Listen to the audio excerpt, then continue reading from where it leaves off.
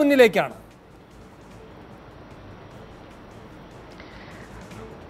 വേണോ, Naushad M L A ആണല്ലോ ചർച്ച തുടങ്ങിയത്. എനിക്കിപ്പോഴാണ് ഓർമ്മ വരുന്നത്, ഇരയോടൊപ്പം ഓടുകയും ചെയ്യുന്നു, വേട്ടക്കാരനായി മാറുകയും ചെയ്യുന്നു. കണ്ണൂർ കളക്ടറുടെ വിചിത്രമായ നിയമവിരുദ്ധമായ ഓർഡറിനെ കുറിച്ച് വേണു ചോദിച്ചപ്പോൾ അദ്ദേഹത്തിന് അറിയില്ല എന്ന് പറയുന്നു. അദ്ദേഹം നേതൃത്വം കൊടുക്കുന്ന, അദ്ദേഹം പിന്തുണയ്ക്കുന്ന ഗവൺമെൻറ്റിൻ്റെ ഉദ്യോഗസ്ഥരാണ് ഈ ഉത്തരവ് ഇറക്കിയിരിക്കുന്നത്. ഒരു കാര്യത്തിൽ എനിക്ക് വളരെ അഭിമാനമുണ്ട്. കാരണം ഒരു 2011, 12, 13 കാലഘട്ടങ്ങളിലാണല്ലോ ചെറുതായിട്ട് നഴ്സിംഗ് മേഖലയിൽ ഈ സമരം തുടങ്ങുന്നത്. അന്ന് ജാസ്മിൻ ഷായ്ക്കൊക്കെ ഒരുപക്ഷെ ഓർമ്മയുണ്ടാകും, അങ്കമാലി ലിറ്റിൽ ഫ്ലവർ ഹോസ്പിറ്റലിൽ ആരംഭിച്ച ഒരു സമരത്തിലാണ് ഞാൻ ആദ്യമായിട്ട് നഴ്സുമാരുടെ സമരത്തിൽ പങ്കെടുക്കുന്നത്. അതിനുശേഷം തൃശ്ശൂർ മദറിലും കേരളത്തിലെമ്പാടുമുള്ള തെക്കൻ പ്രത്യേകിച്ചും തൃശ്ശൂരിന് ഇപ്പുറത്തുള്ള കുറേ ഹോസ്പിറ്റലുകൾ സമരം നടന്നിരുന്നു. വേണു, അന്നൊക്കെ വളരെ ഭയപ്പെട്ടാണ് ഈ കുട്ടികൾ ഈ സമരത്തിന് നഴ്സുമാർ വന്നുകൊണ്ടിരുന്നത്. ഇന്നത്തെ പോലെ ആയിരുന്നില്ല, വളരെ ഭീകരമായിരുന്നു മാനേജ്മെൻറ്റ് നടപടി. അവിടെ നിന്നുകൊണ്ട് 2017 ആകുമ്പോഴേക്കും കേരളത്തിലെയൊക്കെ, ഞാൻ ഹോസ്പിറ്റലുകളുടെ പേരുകൾ ഇപ്പോൾ പറയുന്നില്ല, നാളെയൊക്കെ ഒരു പക്ഷേ അത് പറയേണ്ടി വരും, കേരളത്തിലെ പ്രബലമായ മാനേജ്മെൻറ്റുകളുടെ മുഖത്ത് നോക്കി ഞങ്ങൾക്ക് പണം തന്നില്ലെങ്കിൽ, മതിയായ വേതനം തന്നില്ലെങ്കിൽ ഞങ്ങൾ ജോലി ചെയ്യാൻ തയ്യാറല്ല, അല്ലെങ്കിൽ ഞങ്ങൾ സമരം ചെയ്യും എന്ന് പറഞ്ഞുകൊണ്ട്, അവരുടെ മുഖത്ത് നോക്കി പറഞ്ഞുകൊണ്ട് സെക്രട്ടേറിയറ്റിലും തൃശ്ശൂരുമൊക്കെ സംഘടിച്ചുകൊണ്ട് സമരം ചെയ്യുവാൻ അവർക്ക് തോന്നിയ ഒരു മനോവികാരമുണ്ടല്ലോ, അതിനെ ഞാൻ അഭിനന്ദിക്കുകയാണ്. ഏറ്റവും ജെന്യൂനായിട്ടുള്ള ഒരു ഇഷ്യൂ ആണ് വേണം. നമ്മളൊക്കെ എത്രയോ വർഷങ്ങൾക്ക് മുമ്പ് ചർച്ച ചെയ്യേണ്ടായിരുന്നു. ഒരിക്കൽ ആന്ധ്രയിൽ നിന്ന് ഒരു കുട്ടി, ഞാൻ യുവമോർച്ച സംസ്ഥാന പ്രസിഡന്റ് ആയപ്പോൾ വിളിച്ചിട്ട് പറയാം, ബെഞ്ചാര ഹിൽസ് എന്ന് പറയുന്ന സ്ഥലത്ത് ഒരു ഹോസ്പിറ്റൽ, ചേട്ടാ 18 മണിക്കൂർ ഞങ്ങൾ ഇന്നലെ ജോലി ചെയ്തു, ഹോസ്റ്റലിൽ ചെന്നപ്പോൾ വെള്ളമില്ല, ഞങ്ങൾക്ക് തരുന്നത് 6300 രൂപയാണ്, അതിൽ നിന്നും ക്യാൻറ്റീനിലെ ഫീസ് കട്ട് ചെയ്യുന്നു, ഇങ്ങനെ ഒരുപാട് കാര്യങ്ങൾ ഇത് കേരളത്തിലെയും പല ഹോസ്പിറ്റലിൽ നിന്നും കേട്ടിട്ടുണ്ട്. ഇവിടെ ഇപ്പോൾ അവരെന്തായാലും സമരരംഗത്തേക്ക് വന്നിട്ടുണ്ട്. അവരുടെ സംഘടിത ശക്തിക്ക് മുന്നിൽ ഗവൺമെൻറ്റും ഹോസ്പിറ്റൽ മാഫിയകളുടെ ഒക്കെ തന്നെ സ്വരം മയപ്പെട്ടിരിക്കുന്നു എന്നുള്ള കാര്യത്തിൽ സന്തോഷമുണ്ട്.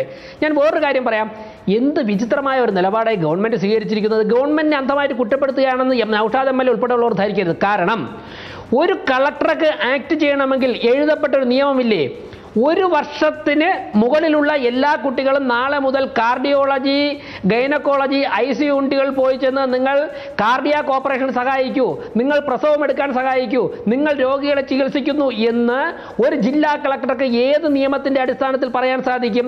അതോടൊപ്പം തന്നെ ഇന്ത്യൻ നഴ്സസ് കൗൺസിലിലോ കേരള നഴ്സിംഗ് കൗൺസിലിലോ രജിസ്റ്റർ ചെയ്യാത്തൊരു കുട്ടിക്ക് ഒരു ഇഞ്ചക്ഷൻ എടുക്കാൻ എന്താ അധികാരം?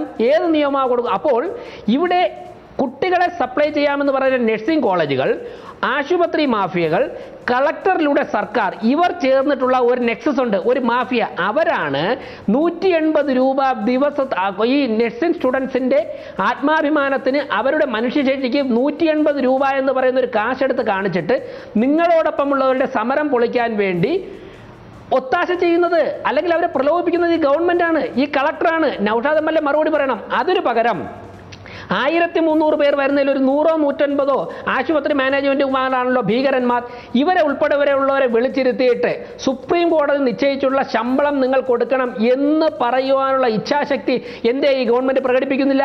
നഴ്സുമാർക്ക് പിന്തുണ അർപ്പിച്ചുകൊണ്ട് എവിടെ പോയി ഇവിടുത്തെ DYFI, എവിടെ പോയി ഇവിടുത്തെ SFI? ഇന്ന് അവർക്ക് പിന്തുണ അർപ്പിച്ചുകൊണ്ട് സമരം ചെയ്ത യുവമോർച്ച പ്രവർത്തകരെ തല്ലിച്ചതച്ചില്ലേ? 20-ാം തീയതി സമരം അവസാനിപ്പിച്ചില്ലെങ്കിൽ മരണപ്പെട്ടതിന് ശേഷവും നിങ്ങൾ രോഗികളെ വെന്റിലേറ്ററിൽ കിടത്തിയിട്ട് നിങ്ങൾ പണം വാങ്ങുന്നുണ്ടല്ലോ. മക്കളൊക്കെ അമേരിക്കയിലും ലണ്ടനിലുമാണെന്ന് പറയുമ്പോഴേക്കും വെന്റിലേറ്ററിലാണ് അച്ഛനും അമ്മയും എന്ന് പറഞ്ഞിട്ട് നിങ്ങൾ പണം വാങ്ങുന്നുണ്ടല്ലോ കേരളത്തിലെ പല ആശുപത്രികളും. അതിൻ്റെയൊക്കെ തന്നെ ഡീറ്റെയിൽസ് ഞങ്ങളുടെ കയ്യിൽ കിട്ടിയിട്ടുണ്ട്. മാന്യമായിട്ടുള്ള ശമ്പളം കൊടുത്തില്ലെങ്കിൽ നൗഷാദ് എം എൽ എ ഈ മാനേജ്മെൻറ്റുകളുമായി ചേർന്നുകൊണ്ടുള്ള നിങ്ങളുടെ കള്ളക്കളി ഞങ്ങൾ പൊളിക്കും, വെളിച്ചത്ത് കൊണ്ടുവരും. 30,000 രൂപയിൽ കൂടുതൽ സ്റ്റെൻറ്റിന് വാങ്ങരുത് എന്ന് പ്രധാനമന്ത്രി പറഞ്ഞപ്പോൾ നിങ്ങൾ സ്റ്റെൻറ്റിന് വില കുറച്ചിട്ട് സർജിക്കൽ എക്യുപ്മെന്റ്സിന്റെ വില ഇവിടുത്തെ മാഫിയ ഹോസ്പിറ്റലുകൾ കൂട്ടുകയാണ്. 3 രൂപയ്ക്കും 5 രൂപയ്ക്കും കിട്ടുന്ന ഗ്ലൗസിന് വേണു പേഷ്യന്റിന് ബില്ല് വരുമ്പോൾ 55 രൂപ 60 രൂപ ആയിട്ടിരിക്കുന്നത് പേഷ്യന്റിന് അറിയുകയില്ല. ഈ ഗ്ലൗസിന് എത്രയാണ് വില എന്നുള്ള കാര്യം അറിയുകയില്ല. 3 രൂപ മുതൽ 5 രൂപ ഗ്ലൗസിന് കിട്ടുന്ന വില. ഇങ്ങനെയുള്ള മുഴുവൻ കാര്യങ്ങളും ഞങ്ങൾ പുറത്ത് വിളിച്ചു പറയാൻ പോവുകയാണ്. ഞാൻ മാനേജ്മെൻറ്റുകൾ അടച്ചാക്ഷേപിക്കില്ല. പക്ഷേ നിങ്ങൾ പേഷ്യൻറ്റിൻ്റെ കയ്യിൽ നിന്ന് ഒരു നഴ്സിംഗ് ചാർജായിട്ട് നിങ്ങൾ 10,000 20,000 രൂപ ഓരോ രോഗിയും 3-4 ദിവസം ചികിത്സ കഴിഞ്ഞ് ഇറങ്ങുമ്പോൾ നിങ്ങൾ വാങ്ങുന്നുണ്ടല്ലോ. അതിൽ എത്ര രൂപ നിങ്ങൾ ഈ കുട്ടികൾക്ക് കൊടുക്കുന്നത്? അതുകൊണ്ട് തന്നെ ഈ വിഷയം അമിക്കബിളായിട്ട് സെറ്റിൽ ചെയ്യണം.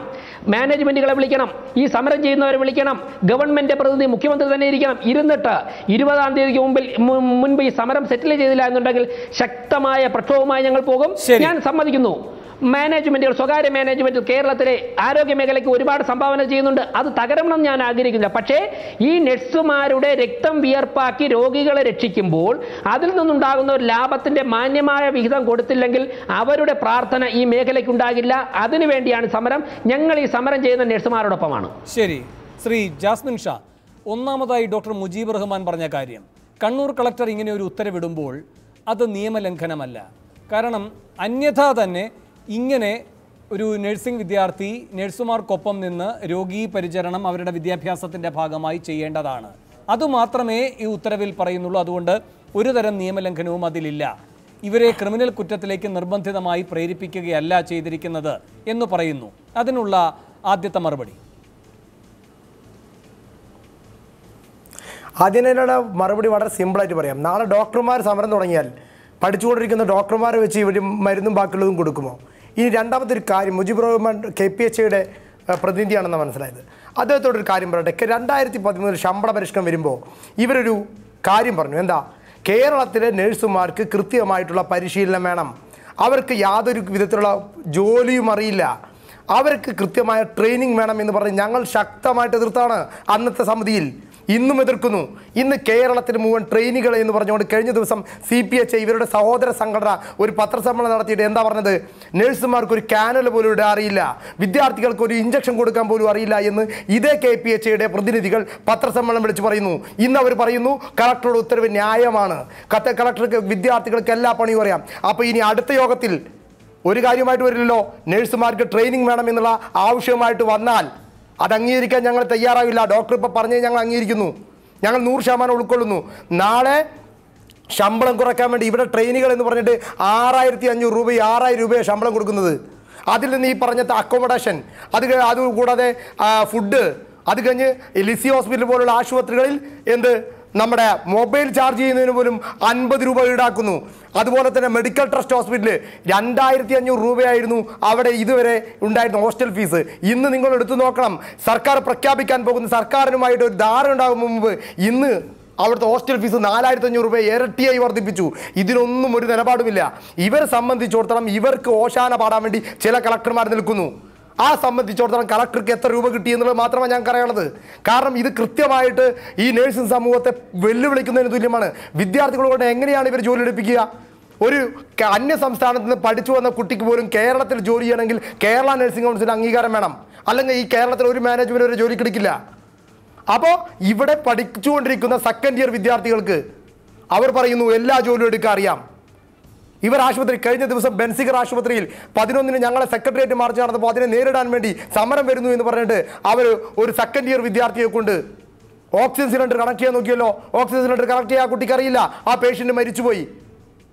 ഇവർ മറുപടി പറയുമോ? ഈ പറയുന്ന ഡോക്ടറോ KPHO മറുപടി പറയുമോ? അവരിപ്പോൾ എന്താ പറയുന്നത്? ആ കുട്ടിയുടെ അടുത്താണ് അബദ്ധം നിന്ന്. ഇങ്ങനെയാണ് ഇവിടെ നഴ്സുമാരെ ചൂഷണം, നഴ്സിംഗ് വിദ്യാർത്ഥികളെ ചൂഷണം ചെയ്യുന്നത്. അതുകൊണ്ട് തന്നെ നഴ്സിംഗ് സമൂഹം ഒറ്റക്കെട്ടായി, അവരുടെ കുടുംബാംഗങ്ങൾ, അവരുടെ മാതാപിതാക്കൾ എല്ലാവരും ഒറ്റക്കെട്ടായി ഈ അനീതിക്കെതിരെ പ്രതികരിക്കും. ഞങ്ങൾക്ക് നീതി കിട്ടുന്നവരെ ഈ സമരം തുടരും. എൻ്റെ പരിയാരത്തുള്ള ഞങ്ങളുടെ വിദ്യാർത്ഥി സംഘങ്ങളുടെ പ്രവർത്തകർ ഇന്ന് വളരെ ധീരമായ നിലപാടെടുത്ത് അവരെല്ലാം ഞങ്ങൾ അഭിനന്ദിക്കുകയാണ്. കേരളത്തിൽ ഇന്ന് തൃശ്ശൂർ ജില്ലയിൽ അതുപോലെ തന്നെ തിരുവനന്തപുരം ജില്ല കേരള നഴ്സിംഗ് കൗൺസിലിലേക്കും ആരോഗ്യ സർവകലാശാലയിലേക്കും മാർച്ച് നടത്തിയപ്പോൾ ആയിരക്കണക്കിന് വിദ്യാർത്ഥികൾ പങ്കെടുത്തു. വിദ്യാർത്ഥികൾ ഒറ്റ മുദ്രാവാക്യം ഉയർത്തിയത് ഞങ്ങൾ ഏത് മർക്കട മുഷ്ടി വെച്ചാലും കരിനിയമം ഉപയോഗിച്ചാലും ഈ സമരത്തിനു കൂടെ ഞങ്ങൾ നിൽക്കുകയുള്ളൂ, ഭരണകൂടങ്ങൾക്കൊപ്പം ഞങ്ങൾ നിൽക്കില്ല എന്നുള്ള ഉറച്ച പ്രഖ്യാപനമാണ്. താങ്കൾ പറഞ്ഞു നഴ്സിംഗ് സമൂഹം ഒറ്റക്കെട്ടായി. ജാസ്മിൻ ഷാ, ശക്തമായ സമരം ഞങ്ങൾ നടത്തും. ജാസ്മിൻ ഷാ, നഴ്സിംഗ് സമൂഹം ഒറ്റക്കെട്ടായി നിൽക്കുകയാണ് ഈ സമരമുഖത്ത് എന്ന് താങ്കൾ പറയുന്നുണ്ടല്ലോ. പക്ഷേ UNAയും INAയും തമ്മിലുള്ള തർക്കങ്ങൾ അതെന്തുകൊണ്ടാണ് അപരിഹാര്യമായി നീളുന്നത്? ഇത് നിങ്ങൾക്കിടയിലെ തന്നെ ഭിന്നത പ്രകടമാക്കുന്നതല്ലേ? ഇപ്പോൾ ഈ പറയുന്ന സിറോജും ലിബിൻ തോമസും സംസാരിക്കുന്ന ഓരോ ഘട്ടത്തിലും അവരുടെ സംഘടനയുടെ പേര് പറയുകയാണ്. എന്ന് വെച്ചാൽ പ്രത്യക്ഷ സമരമുഖത്ത് ഞങ്ങളാണ്. നിശ്ചയമായി നമുക്കറിയാം UNA ആണ് വലിയ സംഘടന, അംഗബലം കൊണ്ട്, അതിൻ്റെ വ്യാപ്തി കൊണ്ട്. INA അത്രയ്ക്കില്ല. അപ്പോൾ അത് നേടിയെടുക്കുന്നതിന് വേണ്ടി കൂടുതൽ പ്രത്യക്ഷമായ സമരത്തിലേക്ക്, കൂടുതൽ കർക്കശമായ നിലപാടിലേക്ക് അവർ പോകുന്നു.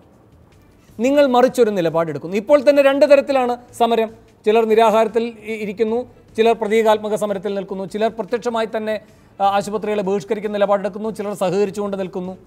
ഇതൊക്കെ എന്തുകൊണ്ടാണ് സംഭവിക്കുന്നത് എന്ന് മാത്രവുമല്ല, ഞാൻ മനസ്സിലാക്കുന്നത് ശരിയാണെങ്കിൽ ഈ തീരുമാനം ഈ രൂപത്തിൽ മുന്നോട്ട് പോയതുപോലും നിങ്ങൾ 2 കള്ളികളിൽ നിന്നതുകൊണ്ടാണ്. ഇപ്പോൾ ജാസ്മിൻ ഷായൊക്കെ പറയുന്നത് 20,000 ബേസിക് ആയിട്ടുള്ള ശമ്പളമായി കിട്ടണം. INA വ്യത്യസ്തമായൊരു നിലപാടെടുത്തു ചർച്ചയിലെന്നാണ് മനസ്സിലാക്കാൻ കഴിയുന്നത്. ഈ 18,000 ചിലവാനാണെങ്കിൽ ശരി എന്നൊരു നിലപാട്.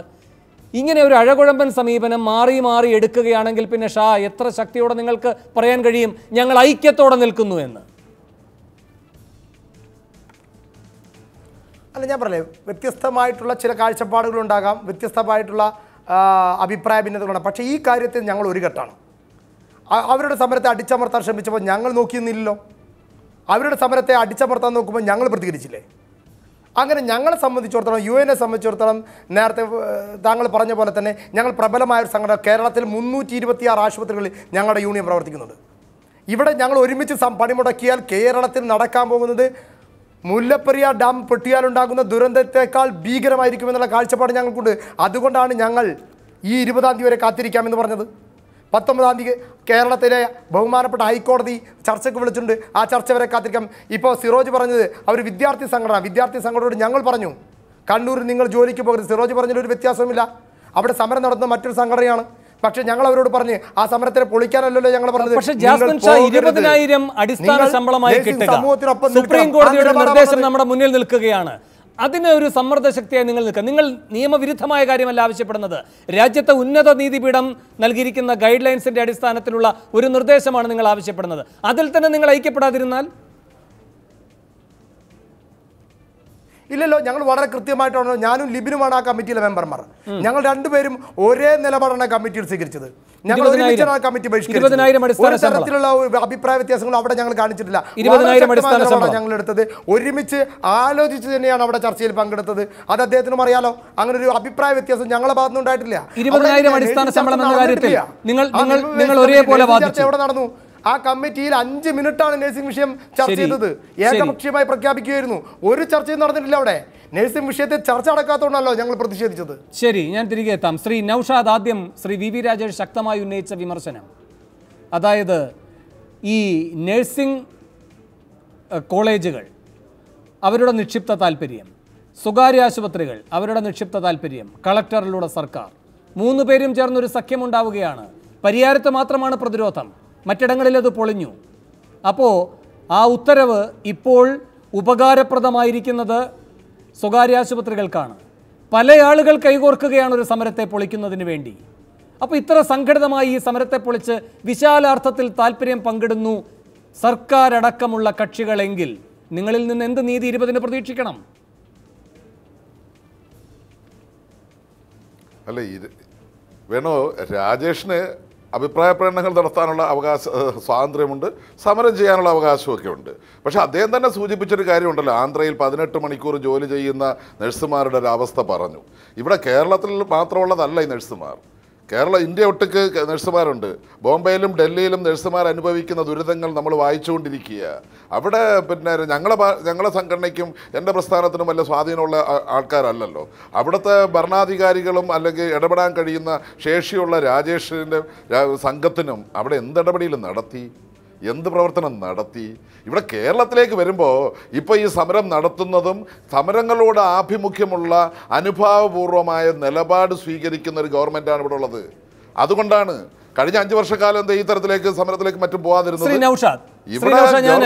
ഞാൻ സൂക്ഷ്മമായി താങ്കൾ ഈ കണ്ണൂർ മനസ്സിലാക്കിയിട്ടില്ല, അതിൽ താങ്കൾക്ക് ഉത്തരവാദിത്തമില്ല എന്ന് ഞാൻ സമ്മതിക്കുന്നു. എങ്കിലും പൊതുവായി താങ്കൾ LDF-നെ പ്രതിനിധീകരിക്കുന്നതുകൊണ്ടാണ് താങ്കൾക്ക് ഈ ചോദ്യത്തിന് വിധേയനാകേണ്ടി വരുന്നത്. ഞാൻ ചോദിക്കുന്നത് ശ്രീ നൌഷാദ്, ഒരു നിമിഷം, നമ്മുടെ ഈ സ്വകാര്യ അങ്ങേക്ക് പറയാം, നമ്മുടെ ഈ സ്വകാര്യ നഴ്സിംഗ് കോളേജുകൾ അവരുടെ താല്പര്യം അവരാരെ പ്രതിനിധീകരിക്കുന്നത് നമുക്ക് വ്യക്തമാണ്.